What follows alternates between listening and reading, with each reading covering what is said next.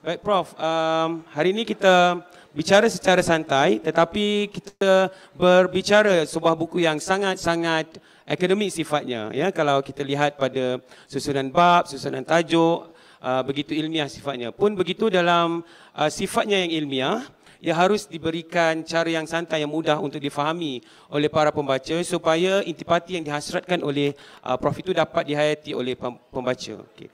Untuk soalan saya yang pertama, tapi sebelum itu Prof, untuk makluman semua, saya pernah kita pernah bersua secara maya, ya. Tak salah saya tahun lepas ya Prof, kita bicara juga buku ini, tapi masa itu saya tak puas sebab tak salah saya masa itu kita ada masalah teknikal sedikit.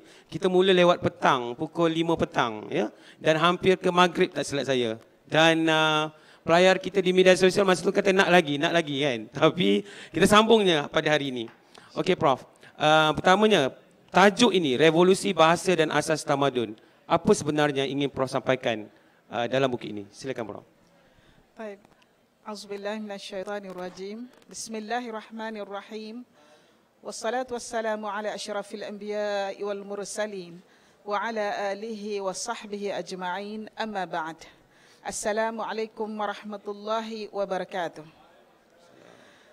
Terima kasih kepada Cik Gani selaku pengerusi kita pada hari ini, dan tidak lupa kepada DBP yang telah bertukus lumus untuk menjayakan program pada hari ini. Kepada Datuk Dr. Fadli, terima kasih kerana sudi menghadiri majlis hari ini, dan Yang Mulia Tengku Fauziah yang selalu saya berhubung dengan beliau untuk mengetahui apakah selanjutnya progres tentang buku ini. Dan seterusnya kepada Cik Mazlan dan Cik Mat selaku wakil daripada Ancient Kedah Heritage. Dan saya ada beberapa lagi VIP nampaknya belum lagi sampai. Tak apa, kita teruskan dulu. Dan seterusnya kepada pelajar-pelajar saya yang saya kasih dan amat sayangi daripada Universiti Islam Antarabangsa. Mereka datang dengan 3 bas. Dan seterusnya kepada hadirin hadirat yang ada di dalam Dewan pada hari ini. Berkenaan dengan soalan Cik Gani tentang apakah yang dimaksudkan dengan revolusi bahasa dan asas tamadun. Revolusi bermaksud pergerakan, perubahan. Jadi bila disebut revolusi bahasa, terdapat pergerakan atau perubahan kepada bahasa dari sama ada dari sudut perkataan ataupun simbol.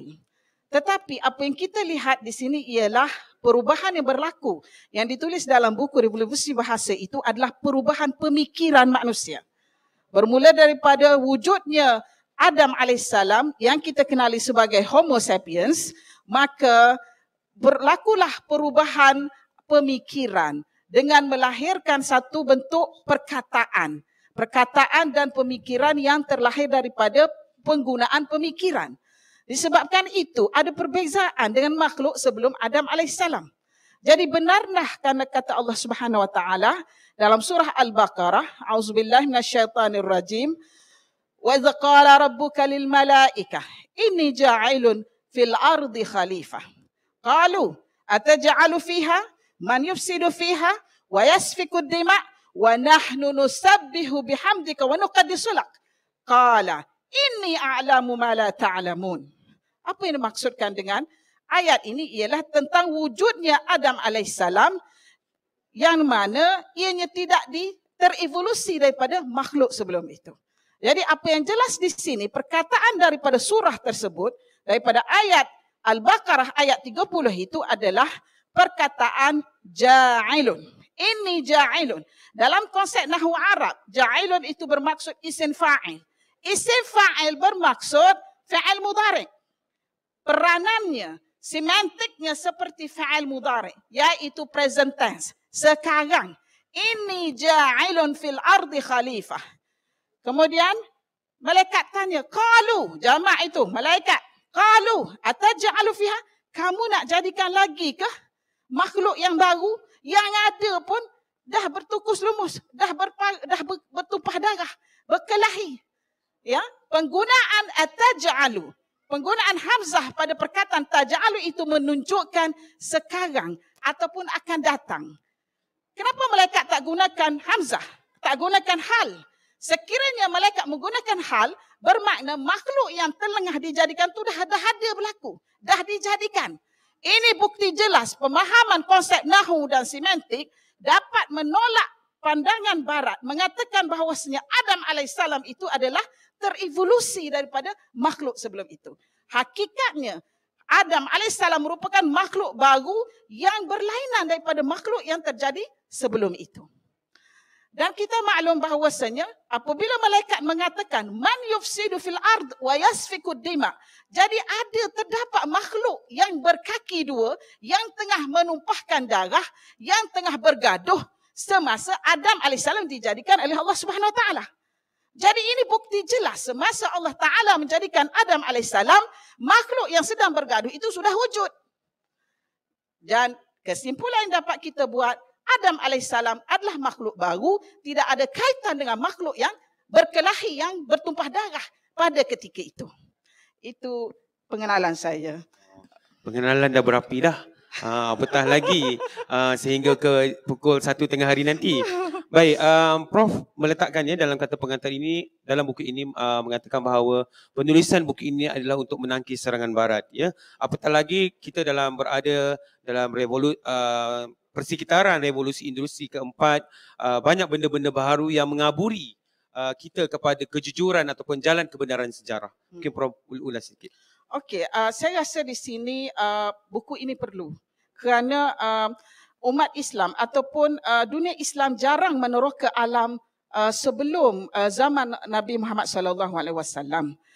Ya, terdapat dalam kitab-kitab tafsir menyatakan tentang Nabi Anbiya ataupun Nabi-Nabi. Tetapi penerangan kitab tafsir berdasarkan mufassir, berdasarkan pemahaman tafsir pada ketika itu. Dan kita maklum kebanyakan mufassir itu adalah sebelum 1900 ataupun tahun 1800. Jadi pemikiran mereka berdasarkan kefahaman pada ketika itu. Justru kita jarang perhatikan ya, bahawasanya dalam penulisan kitab tafsir menyentuh tentang konsep yang saya sebutkan tadi. Ini kerana sebagai contohnya semasa zaman Ibnu Katsir, beliau tidak perlu menerangkan kepada masyarakat pada ketika itu ini adalah isim fa'il, ini adalah fa'il mudhari', ini adalah huruf hamzah itu bermakna istifham yang akan datang. Beliau tak perlu menerangkan keadaan itu atau kaedah itu kepada masyarakat atau bi'ah kepada masyarakat pada ketika itu. Kerana masyarakatnya masyarakat Arab. Dia dah faham. Tetapi masyarakat yang ada di depan kita sekarang ini, anak-anak muda kita, perlu diberitahukan keadaan semantik dan keadaan kaedah nahwu dan saraf yang terdapat dalam Al-Quran itu. Jadi justru itu dengan memahami keadaan semantik nahwu dan saraf serta kaedah ma'ani nahwil arabi itu memberi satu kekuatan untuk kita memberitahu kepada masyarakat ataupun generasi yang akan datang ini bahawasanya Adam alaihissalam adalah makhluk yang special, tersendiri, istimewa kerana dia mempunyai akal. Dan akal itu yang mempunyai kaitan dengan bahasa. Maksudnya makhluk yang ada sebelum itu tidak boleh berbahasa dengan lengkap. Mereka boleh berbahasa tetapi tidak dapat mampu membina rangkaian ataupun kosakata yang berangkai-rangkai. Mengikut kata Chomsky, manusia itu dapat membina kosakata infinite. Infinite, tidak ada had. Sebab tu kita boleh perhatikan bahawasanya budak yang berumur 5 tahun boleh bercakap. Bercakap dari mana perkataan dia dapat itu? Ya kita tidak tahu. Itu adalah kuasa akal yang diberikan oleh Allah Subhanahu Wa Taala. Jadi buku ini cuba membongkar apakah kuasa akal itu, sampai tahap mana kuasa akal itu boleh mempengaruhi pemikiran manusia dan tamadun dunia. Okey. Itu sebagai mukadimahnya. Mukadimah kedua. Tadi mukadimah pertama, ni yang mukadimah kedua. Kan? Kita nak panaskan enjin dahulu ni, Prof. Okey, kita faham itu kepentingan buku ini sebab nak memahamkan kepada pembaca tentang konsep bahasa dan tamadun, perkembangan bahasa itu yang mengembangkan tamadun yang seperti Prof ceritakan. Baik, kita beralih pada buku ini dalam bab 2 ya. Kita melihat perkembangan bahasa dan dikaji melalui batu bersurat. Sebenarnya soalan saya ini, saya nak bertanya tentang batu bersurat dalam tamadun Mesopotamia dan juga orang-orang Sumeria. Jadi mungkin Prof boleh jelaskan kerana saya fikir itulah penulisan awal Prof yang menginjak ataupun mengembangkan penulisan Prof untuk menangkis tentang penulisan yang disalah tafsirkan oleh Barat tentang tamadun Mesopotamia. Okey, terima kasih Cik Gani soalan itu. Hakikatnya kenapa kita perlu mengkaji batu bersurat? Ini kerana tomahan-tomahan yang dikemukakan oleh orientalis mengatakan bahawasanya bahasa Al-Quran itu hanya muncul pada sebelum 2 kurun sebelum zaman lahirnya Rasulullah sallallahu alaihi wasallam. Maknanya dia lahir pada kurun yang muncul pada kurun yang ke-3, 300 ED. Makna Rasulullah lahir 571. Makna dia kata 2 kurun sebelum lahirnya Rasulullah sallallahu alaihi wasallam maka muncullah bahasa Arab. Sebenarnya tohmahan itu tidak benar sama sekali kerana bila kita pergi injak ke jauh lagi daripada tarikh 2 kurun sebelum lahirnya Rasulullah SAW, kita dapati orientalis sendiri mengakui bahawasanya nabi-nabi adalah berbangsa Arab. Mereka mengakui bahawasanya Hud berbahasa Arab, Saleh berbahasa Arab, Syuaib berbangsa Arab. Mereka mengakui itu. Tetapi bagaimana pula ada dakwaan yang mengatakan nabi-nabi itu beragama Yahudi atau berbangsa Yahudi? Satu tambahan yang perlu ditolak. Kerana apabila saya buat genealogi yang ada kat belakang tu, genealogi yang saya buat itu selama 13 tahun. Tahun yang ke-15 tu baru dapat tunjuk kepada orang ramai. Kerana apa? Kerana perlukan kepada penelitian data dan kepada reka bentuk. Okey. Dan berbalik pada soalan batu bersurat, apa yang perlu? Apakah metod ataupun cara ataupun metodologi, kaedah yang perlu kita kemukakan supaya ia menjadi saintifik? Bukti-bukti kita adalah saintifik. Nak mengatakan bahawa bahasa Arab itu sudah muncul sudah lama, iaitu bukti batu bersurat. Pada hakikatnya saya ingin kongsi bersama dengan para pendengar semua ya. Pemikiran saya tentang di mana bilakah bermulanya bahasa Arab itu semenjak daripada sekolah menengah lagi. Semenjak daripada sekolah menengah lagi saya berfikir sendirian, bila bermulanya bahasa Arab ni? Peringkat BA saya tak jumpa. Peringkat BA hanya untuk kita nak mendalami maklumat saja. Peringkat master saya juga tak jumpa. Peringkat master kita nak kejar untuk dapatkan syahadah. Peringkat PhD saya hampir jumpa tetapi belum pasti. Dan bila kita buat latihan dengan publication, artikel-artikel dalam jurnal-jurnal yang bermutu tinggi, artikel saya terbit dalam boleh kata negara Arab, negara Barat, Eropah dan sebagainya, menunjukkan bahawasanya pemikiran kita itu bila kita jual mereka menerima walaupun mereka bukan orang Islam. Jadi saya berpandangan apabila ini berlaku, saya rasa sudah tiba masanya untuk saya tulis satu buku.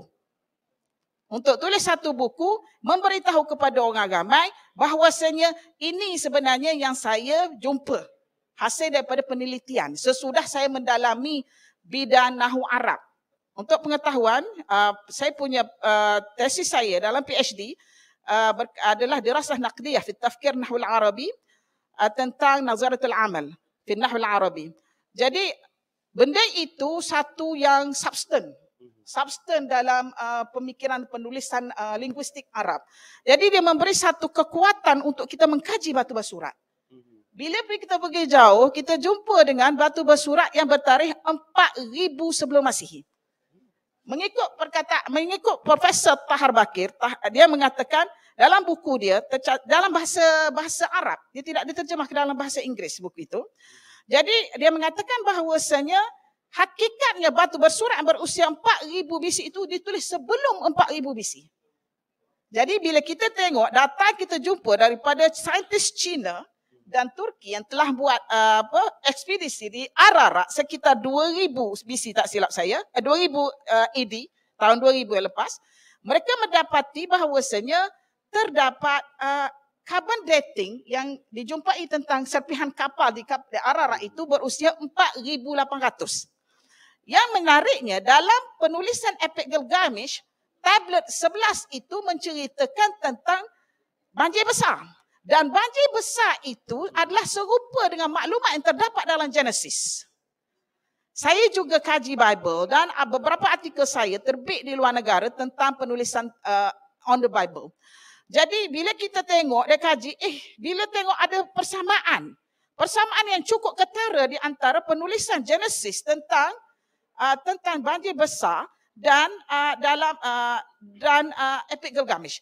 Antara yang saya ingat ialah apabila hari yang ketiga, maka Nuh melepaskan burung untuk mengetahui sama ada banjir sudah surut atau tidak. Kemudian burung-burung itu datang lagi. Bermakna fahamlah Nuh alaihissalam banjir belum surut. Kemudian dilepaskan kali kedua. Datang lagi burung-burung tersebut. Maknanya banjir belum surut. Dan kemudian dilepaskan ketiga, burung-burung itu tidak datang lagi. Maka fahamlah Nuh alaihissalam bahawasanya banjir sudah surut. Benda yang sama terdapat di dalam Epik Gilgamesh, tablet 11. Di mana dia mengatakan hari yang ketiga, Utnapishtim telah melepaskan burung-burung dan untuk mengetahui sama ada banjir sudah surut atau tidak. Hari yang kedua, Utnapishtim melepaskan lagi untuk mengetahui sama ada banjir sudah surut atau tidak. Burung-burung itu datang semula. Namun hari ketiga apabila Utnapishtim melepaskan burung-burung itu tidak datang lagi. Jadi perkataan, teknik, konsep, ceritanya adalah cerita yang sama. Berdasarkan kepada penemuan ini, saya membuat kesimpulan bahawasanya pendeta-pendeta Yahudi telah mengambil maklumat daripada batu-batu bersurat yang terdapat di zaman sebelum zaman Nabi Musa alaihissalam dan diletakkan dalam penulisan mereka dan mengatakan ini adalah kalam Musa. Inilah yang dikatakan oleh Al-Quranul Karim bahawasanya Taurat dan Injil itu sudah diubah. Itu. Boleh Prof sambung lagi sikit? Tak puas dengar bila dia kata Taurat itu sudah diubah. Apa yang diubah? Okey, saya memberi contoh yang kecil yang di mana saya jumpa. Memang jelas saya boleh tunjuk di mana tempatnya dan kenapa ini. Seolah-olah pendeta-pendeta itu mengambil maklumat di dalam batu-batu bersurat yang terdapat sebelum zaman Nabi Musa alaihissalam. Saya ingin bagi contoh yang kedua. Bila Cik Ani kata, minta boleh tambah. Okey, saya tambah. Okey. Contoh yang kedua ialah tentang Kod Hammurabi. Kod Hammurabi sekitar 1800 BC. 1800 BC, Kod Hammurabi adalah zaman Raja Hammurabi. Nabi Ibrahim sekitar 2000 atau 1950. Kerana Kod Hammurabi sekitar 1800. Ada yang mengatakan 1750 BC. Jadi apa yang diceritakan di sini, dalam Kod Hammurabi itu dia ada kod, undang-undang. Undang-undang yang dikemukakan oleh kerajaan Hammurabi tentang kehidupan. Antaranya ialah jangan fitnah kepada jiran. Jangan memfitnah kawan. Jangan menderhaka kepada ibu bapa. Jangan melihat ke rumah jiran lebih daripada yang sepatutnya. Begitu. Dan apa yang menarik lagi, pada tahun dalam Code of Moses. Dalam Code of Moses, dia menceritakan benda yang sama. Sebagai contohnya, sesudah anda mempunyai hamba selama 7 tahun, anda mesti membebaskan hamba itu. Di dalam Kod Hammurabi, sekitar 1800 atau 1750, dia mengatakan bahawasanya sekiranya anda mempunyai hamba selama 3 tahun, anda mesti membebaskannya. Jadi, ciri-ciri ataupun undang-undang yang dikemukakan oleh Kod Hammurabi itu telah disebut di dalam Code of Moses. Setengah historian berpandangan bahawasanya lahirnya Code of Moses adalah jelmaan Kod Hammurabi. Kenapa mereka mengatakan begitu? Hakikatnya Code of Moses itu sudah tiada. Sudah tiada. Kenapa sudah tiada? Kerana apabila Nabi Musa alaihissalam turun daripada Bukit Tursina, kemudian bila dia melihat kaumnya itu menyembah sapi emas, dia telah menghapaskan alwah yang 10 itu. Dia menerima 10 alwah. Apa makna 10 alwah, Cik Gani? 10 alwah adalah 10 keping. Luh bermakna keping. Keping dalam bentuk batu. Sebab bila dia hentak tu dia pecah. Dan ada mengatakan dia tidak boleh digunakan lagi. Tetapi ada mengatakan dia boleh digunakan apabila dicantum-cantumkan. Tapi pada hemat saya, ia tidak boleh digunakan lagi kerana sesudah daripada Nabi Musa turun daripada Tur Sina itu, dia telah sesat. Dia dan kaumnya telah sesat selama 40 tahun di padang teh. Semasa baginda sesat, baginda diserang oleh berbagai serangan. Jadi kemungkinan Code of Moses itu sudah hilang. Saya ingin tambah sikit ya, Cik Gani. Itu pahaman kita. Sebab kita berdasarkan kepada tafsir pada Quran dan tafsir serta hadis Nabi SAW. Tetapi bagi pandangan Nasrani dan Yahudi, mereka mencipta satu naratif baru. Mencipta naratif bahawasanya apabila Musa AS turun daripada Bukit Tur Sina dan melihat hambanya sembah sapi emas dan dipecahkan aluah itu, maka Musa naik sekali lagi. Itu mengikut kepercayaan dalam Bible. Dalam Bible dan Nasrani serta Yahudi, dia mengatakan Musa AS naik sekali lagi untuk meminta aluah yang baru daripada Allah Ta'ala. Disebabkan itu kita dapati bahawa dalam penulisan Western, mereka menulis bahawasanya terdapat covenant, terdapat itu, terdapat hasil-hasil kesan daripada barang-barang ditinggalkan oleh Musa AS. Ya, hakikatnya kalau kita kat dalam tafsir dalam Quran, Musa hanya naik sekali. Memang ada dalam tafsir dia kata kis, tinggal kis barang-barang dan kisi, disebut kisi dalam satu surah itu. Tetapi kisi itu kalau kita tengok dalam berbagai-bagai tafsir, si Asy-Sya'rawi mengatakan kisi itu bukan kis, bukannya barangan kotak. Ada mengatakan kis itu tempat, nama sebuah kampung di Palestin. Jadi ada setengah mengatakan kisi itu berisi dengan tongkat Musa, dengan serban Nabi Harun alaihissalam. Kita perlu teliti maklumat itu, kerana itu adalah tafsir. Tafsir ini sesiapa pun boleh beli tafsir mengikut pahaman bai'ah yang ada pada ketika itu.